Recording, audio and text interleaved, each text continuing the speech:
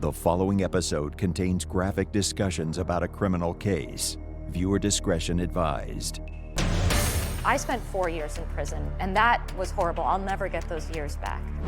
Today on Dr. Phil, falsely convicted of murder. Amanda Knox. She's the 22-year-old exchange student from Seattle charged with her roommate's gruesome murder. I was Foxy Noxy, the monster. When they pronounced guilty, the world crumbled beneath me. Thrown in a foreign prison. I was hit, I was screamed at. Has it changed you forever? They took my freedom, they couldn't take who I was. Now, There are people in prison who have been inside longer than I've been alive. she helps others who claim wrongful conviction. Rodney has spent 22 years in prison. This is a lifetime that people are losing. And an incredible update. There is breaking news tonight in Texas. The state's highest criminal court halted the execution of inmate Rodney Reed. As the news broke Friday afternoon, the Rodney Reed camp celebrated the decision that saved his life. You're the wrong guy to get mad, I'll tell you what. And they got you mad. So I want to give you a round of applause on that. Today's going to be a changing day in your life. You've never had anybody working harder to bring you to the threshold of change than right now.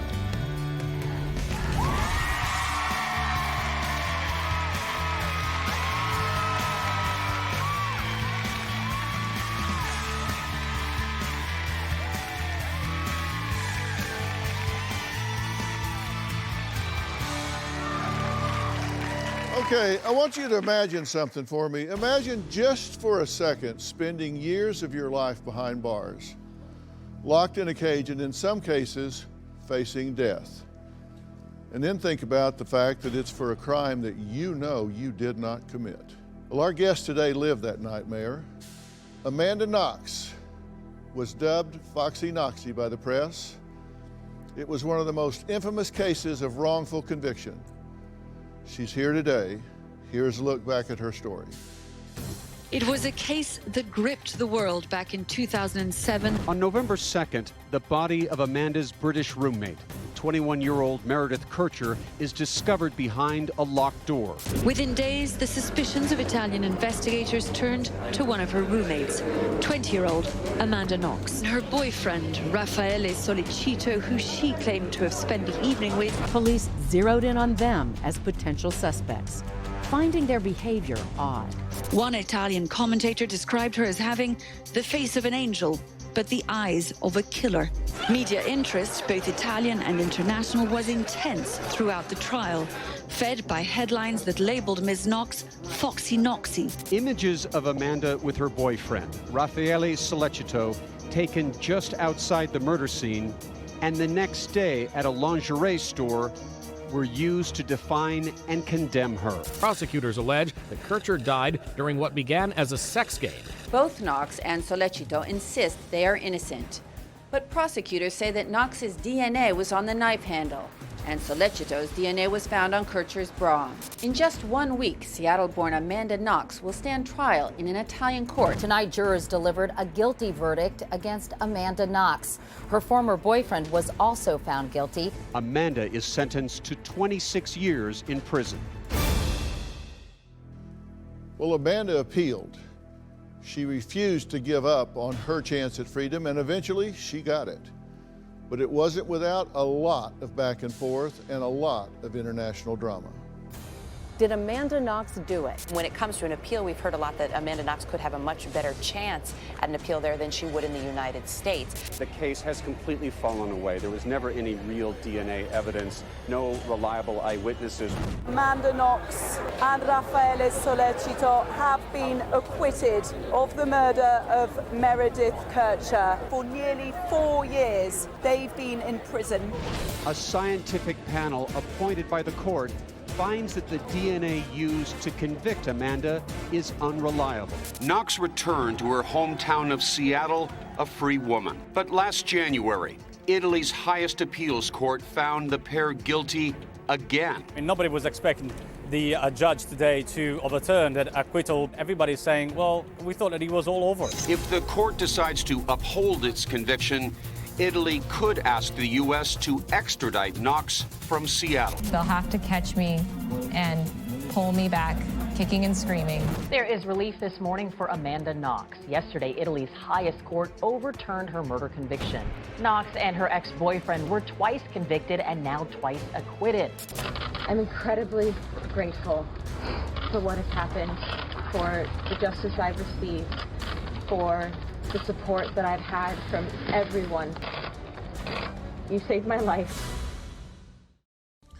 Well, Amanda is here today because she is passionate about a case that I have been tirelessly fighting for. The case of death row inmate Rodney Reed. His story has grabbed America's attention. After more than 2 decades behind bars, Reed was facing execution, despite the fact that multiple witnesses have come forward with evidence that may prove his innocence. I have been an advocate for Rodney Reed, and I sat down with him on death row for an exclusive interview. I have since made it my mission to bring his case into the spotlight. An execution date now set for Texas death row inmate Rodney Reed. Reed was convicted of the rape and murder of 19-year-old Stacy Stites.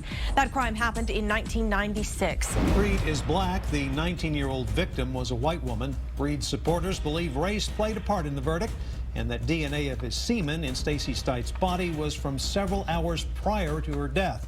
Reed's defense was not allowed to question several DNA issues in this case. When DNA was found in Stacy that matched Rodney Reed, the prosecution told the jury that Rodney was the murderer.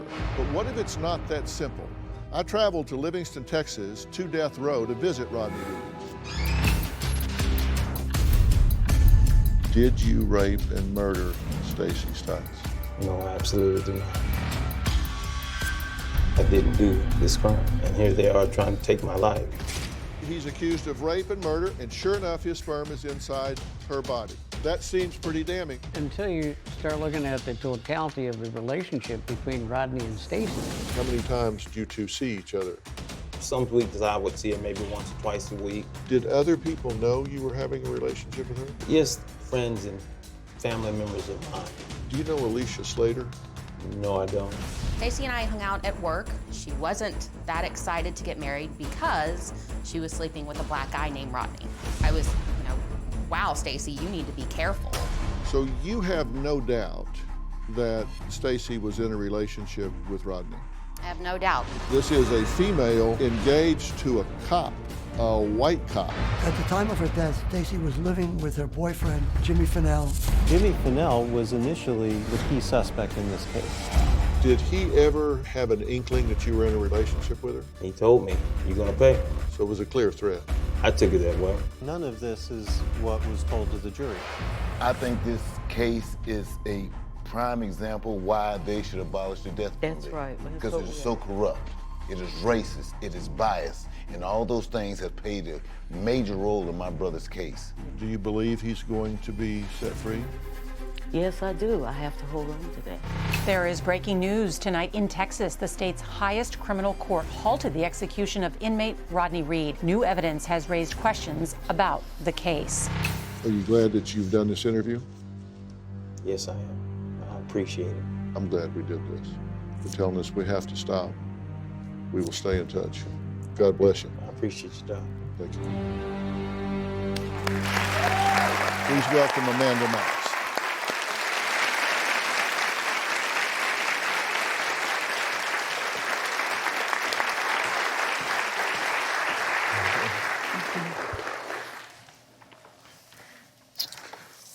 Thank you for covering this case. Well, thank you for being here to help with it and really put a face and some human experience to this.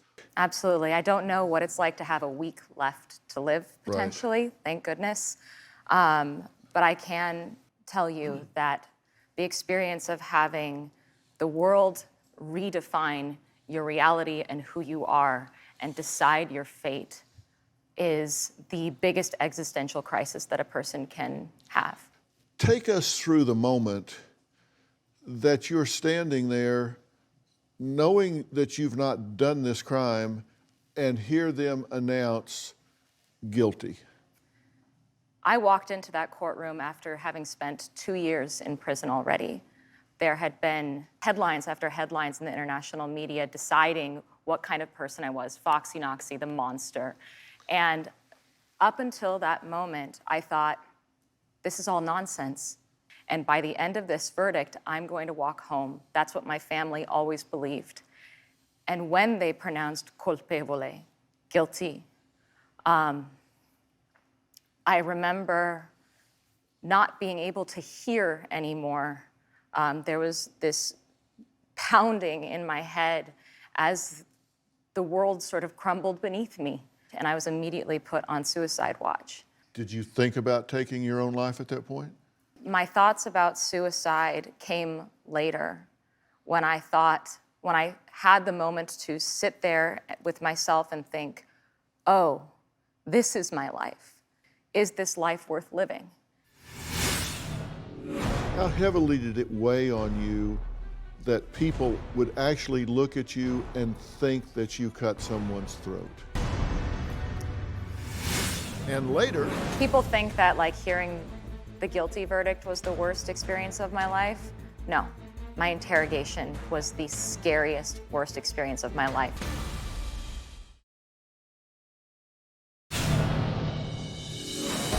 All along, Knox's boyfriend at the time, Rafael Sollecito, has defended Amanda as he faces the prospect of prison once again. Signs he could be distancing himself a bit. There's nothing against me. In my case, I really did nothing wrong. I don't want to pay for someone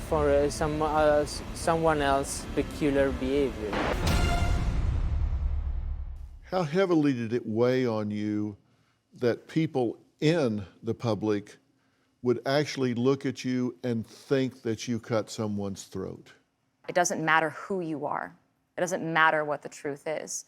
What matters is a story that people are telling themselves and projecting their worst fears and fantasies onto you. I felt like a blank screen, and anybody could decide who I was in their own mind.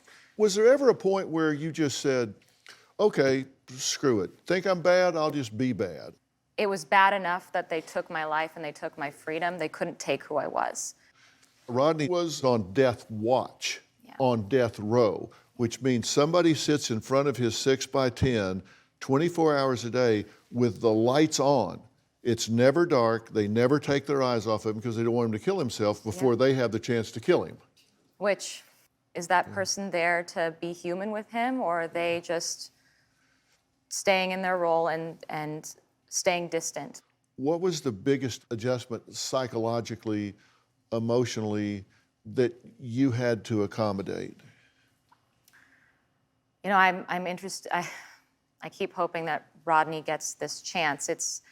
It was almost as hard to reintegrate back into free society as it was to integrate into unfree society. Really? Yes. Having your whole life regulated down to you can't take a shower without someone monitoring you changes you. And it is a challenge to go back into the world that is forever changed. You can't go back to who you were. You have to try to make meaning and sense out of what happened to you, which so often is meaningless and senseless. Why is he not angry? I talked to him after 22 and a half years, and I said, how angry and bitter are you? And he said, I'm not really angry and bitter at this point. How can he say that? You've been locked up like that. How can he say that? Right now, he is look at him. He's in an incredibly stark, dangerous, scary situation. And at least in my experience, you can't indulge your worst emotions when you're surviving. Has it changed you forever? Yes. Yeah, understatement, yes. I mean... You don't get over this. No. I mean, this is a grief and a trauma that all wrongfully convicted people carry with them for the rest of their life. I have a podcast called The Truth About True Crime that I do with my partner, Christopher, and we look at different cases and try to really humanize the people that are at the center of them. Right. All right, let's take a break here. Next, mistakes started happening from the moment police set foot on the murder scene. Much like what some say happened to Rodney Reed. Mistakes that cost Amanda her freedom and may cost Rodney his very life. Plus, I'm going to introduce you to the music executive who has dedicated his life, we're talking about over 25 years, for fighting for people like Amanda and Rodney. He's going to join us next. We'll be right back.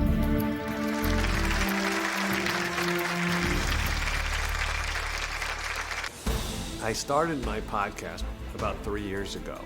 I thought if I can help exonerees share their stories, and in so doing, help to prevent even one wrongful conviction from happening in the future, then let's do that. And later, that's just the extra tragic kernel to Rodney's story. They can't screw it up and then disallow it because they screwed it up. I'm sorry, that doesn't work.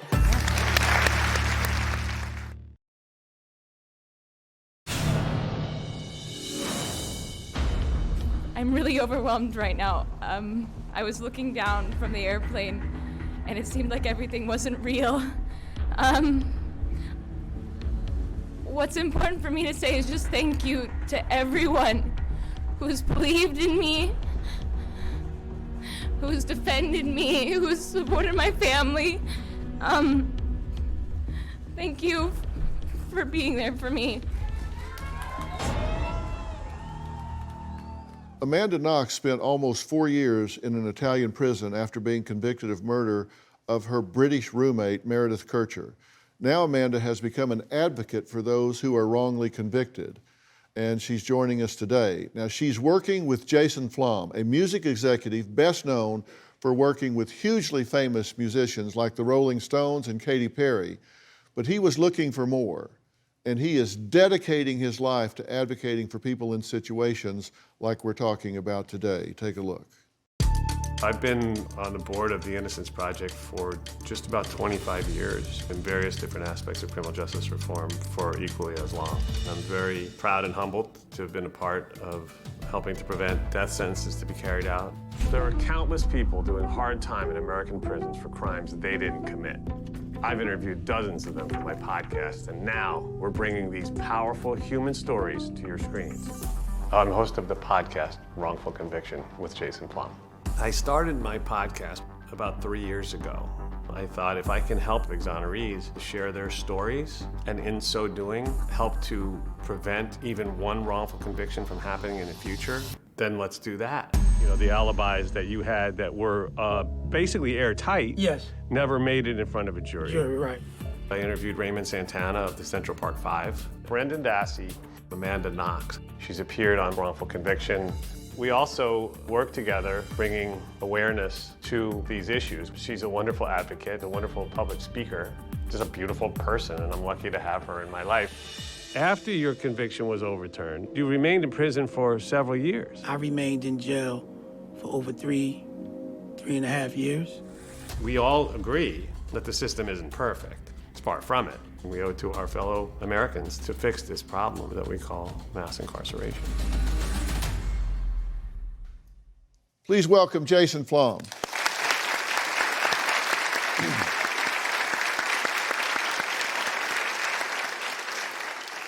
Jason, you've been at this for over 25 years now, and you've talked to so many of these people, some still in, some that have been exonerated, and there are some commonalities among these cases. We see a number of common threads through these wrongful convictions, including false confessions, as in Brendan Dassey's case, including tunnel vision, official misconduct, eyewitness misidentification is the #1 leading cause of wrongful convictions. Those are just some of the factors. And you've gotten 30, 40 people out of prison that were convicted and ultimately were exonerated, and that's got to feel good. I mean, all humility aside, that's got to feel good. Oh, there's no better feeling that I know. I mean, you saw in the clip there, I walked Lenny Singleton out of prison, and you know, it's an unbelievable feeling to know that you can have that type of an impact on somebody's life.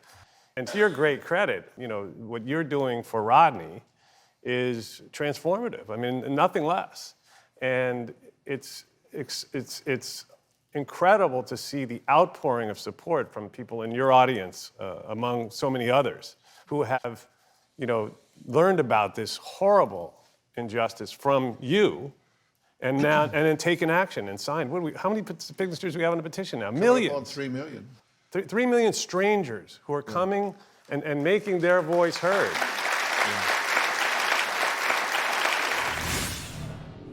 Was interrogated for 53 hours over 5 days. And at one point, you were actually hit in the head. I was hit, I was screamed at. They isolate you, they scare you, and they tell you this is the only way out for you.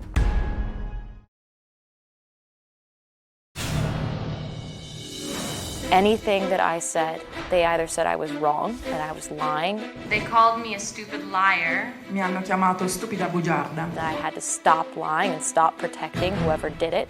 They explained it that I was suffering from amnesia and that all I had to do was think really hard so that I would remember it. I was hit twice on the back of the head. I was scared out of my life.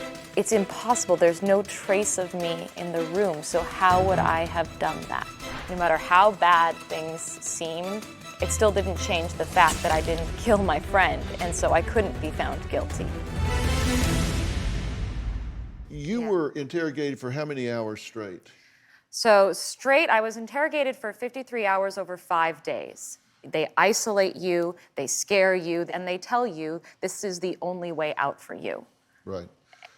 And at one point, you were actually hit in the head. I was hit, I was screamed at. I didn't understand what was happening to me. I was very young. My roommate had just been murdered. I could just have easily have been murdered, and I was scared. You all have seen the documentary Making a Murderer, Stephen Avery and Brendan Dassey, and both are still in jail at this point. And Brendan at that point was considered to have about a 70 IQ. He was led into an interrogation by a lawyer who just delivered him up and said, here you go, goodbye, without his parents, without legal representation. And that confession is admitted into evidence, and he is in prison today. One of the convicted killers at the center of the popular Netflix docuseries Making a Murderer is asking for his life sentence to be reduced. After years of court battles, the attorneys for Brendan Dassey are now pleading directly to Governor Tony Evers, asking for clemency. In 2007, Dassey and his uncle, Stephen Avery, were sentenced to life in prison for the murder of Teresa Halbach. We have a copy of the pardon petition Brendan Dassey's attorneys are filing with the state. Now they're asking for one of two things: a pardon, asking the state to basically forgive his life sentence, or to reduce it and let him out of prison early. One of the key elements of the prosecution's case was the confession Dassey gave to detectives. Dassey's current legal team and critics claim Dassey's confession was coerced. He made you do something to her, didn't he? So he would feel better about not being the only person, right? Yeah. There was not a lawyer there, and there was not a parent there. Did you bully a confession out of this boy? No, I did not. We did not coerce him. That is wrong. Since Dassey recanted that confession, his attorneys have been trying to get his conviction overturned. In 2016, Dassey did come within hours of being released from prison, but it was blocked by the Federal Court of Appeals. In an episode of the popular Wrongful Conviction podcast released today, Dassey spoke from prison to host Jason Flom. Were you scared, or were you just thought maybe if you just told the truth, everything would be fine? Or what was your thought process at that point? Well, I just wanted it all over with, so I said whatever they wanted to hear, you know. It's outrageous. When you talked to him, what was he focused on? At the end of each episode of my podcast, I'll thank the guest and then sign off and leave the mic on for them to say whatever's on their mind. So Amanda was particularly, dropped some amazing knowledge at the end of her episode. And others have shared beautiful sentiments. So I asked Brendan, and he talked about Pokemon. That's what's important to him, and it really gives you a sense that he's a child trapped in the most adult nightmare that anyone could imagine. People think that hearing the guilty verdict was the worst experience of my life. No. My interrogation was the scariest, worst experience of my life because I was made to feel like a crazy person. And reality slipped away from me. And yes, I was young, I was impressionable, but I was not young and impressionable like Brendan Dassey. It is terrifying.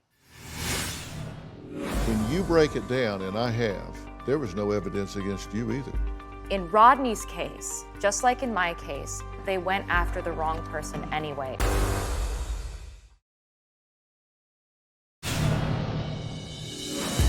Did you rape and murder Stacey Stites? No, I absolutely do not. I first saw this story on Dr. Phil, and now I see more and more people are talking about it. In recent weeks, celebrities like Dr. Phil, Rihanna, Kim Kardashian, and more have voiced support for Reed. I came away from this interview with a very troubled heart, with a strong feeling that this man did not commit this crime. I think at least the governor has to pause and look at the 2 million people who have signed a petition. There are so many unanswered questions here that to put this man to death without a full and fair hearing of all the information that's available is an absolute travesty of justice. In Amanda Knox's case, we saw just how powerful the media can be. Amanda believes that it worked against her, but in the case of Rodney Reed, we're trying to harness the power of the media to save a man who many believe is innocent. On October 11th, we aired a two-part show about this. Here's the latest on what has transpired since I spoke to Rodney on death row. I didn't do this crime, and here they are trying to take my life. What do you make of the fact that they're not rushing to give you a new hearing and bring all of this to light? Courts are still unwilling to listen. So far, more than 2 million people have signed an online petition to stop his execution.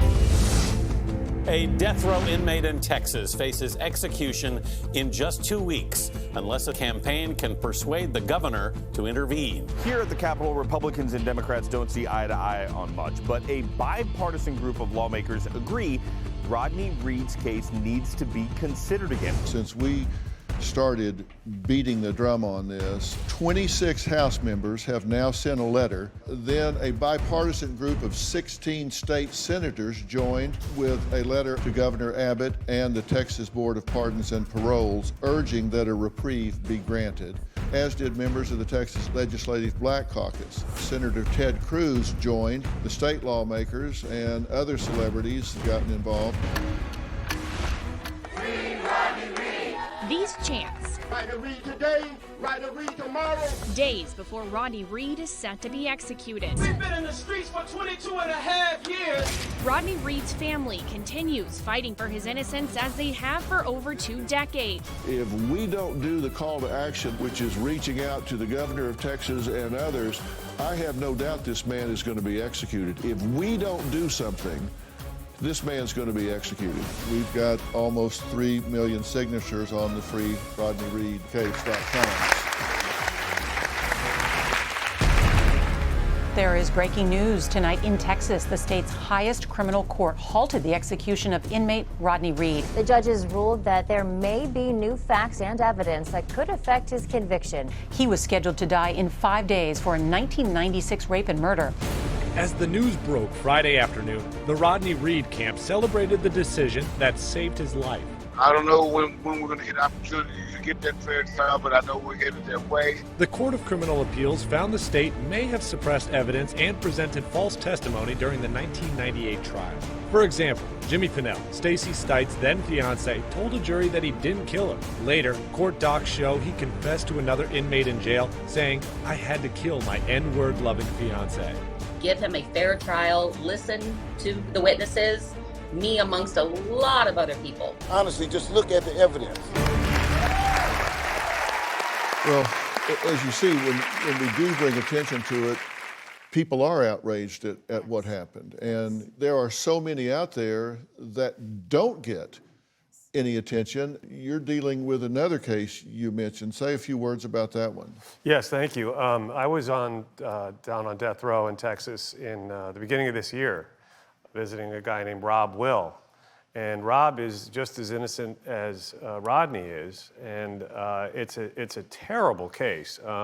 In this case, Rob was convicted of murdering a police officer, tragic crime. But he was in handcuffs at the time the officer was shot. He actually, the other person that was there went and shot the officer and then removed Rob's handcuffs and then went to shoot him again. And Rob went to try to prevent that from happening, got shot through the hand. You saw that, right?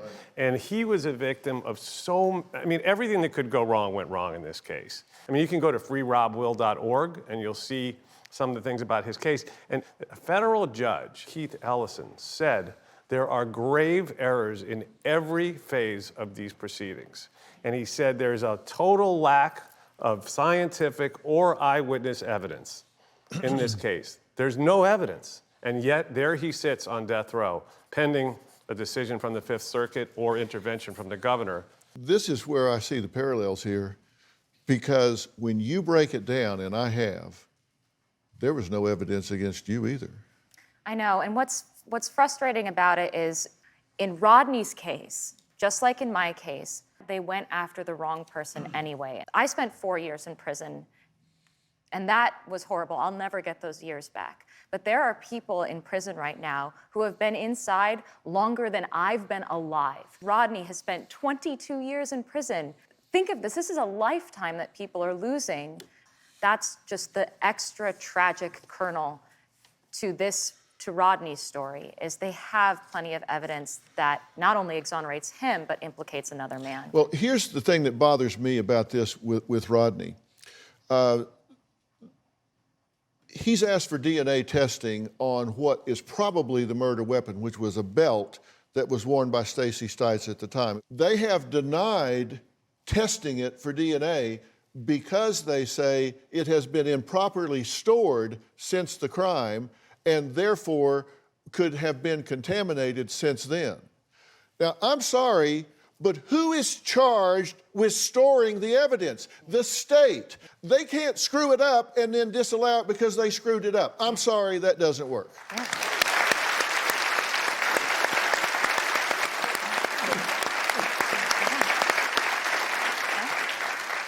And there was a key piece of evidence was Meredith's bra class that was traced to Raffaele's DNA, and that class found 46 days after the initial investigators contaminated it. Now, even worse, go ahead. There was a semen stain found underneath Meredith's body on the pillow that her body was laying on, and they refused to test it because they said that, well, who knows when that semen stain happened to be left there. And it's like, she was raped and murdered. You test the semen stain, please.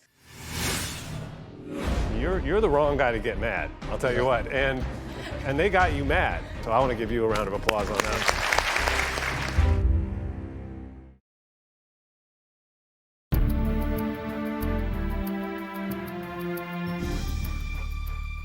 Yen Soering was only 18 years old when he was convicted of murdering his girlfriend's wealthy parents. Take a look at this. A former UVA student is still fighting for freedom. He's behind bars, serving a life sentence for the murder of his then-girlfriend's parents in Bedford County. Yen Soering was convicted of killing his then-girlfriend Elizabeth Haysom's parents in 1985. Soering now claims he lied during his confession to protect his girlfriend.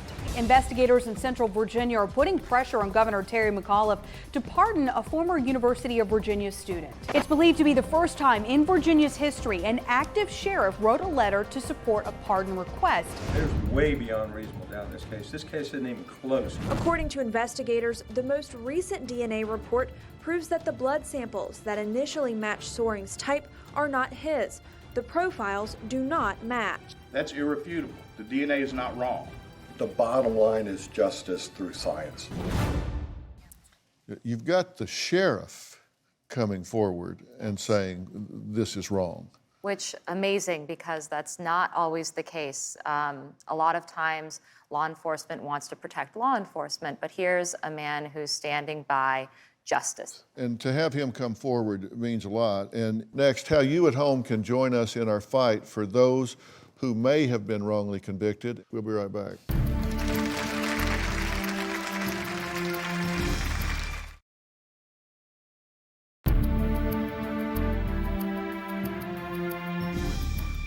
You know me, I'm Mr. Accountability, and if I thought this man was guilty, I would not be standing up and fighting for him.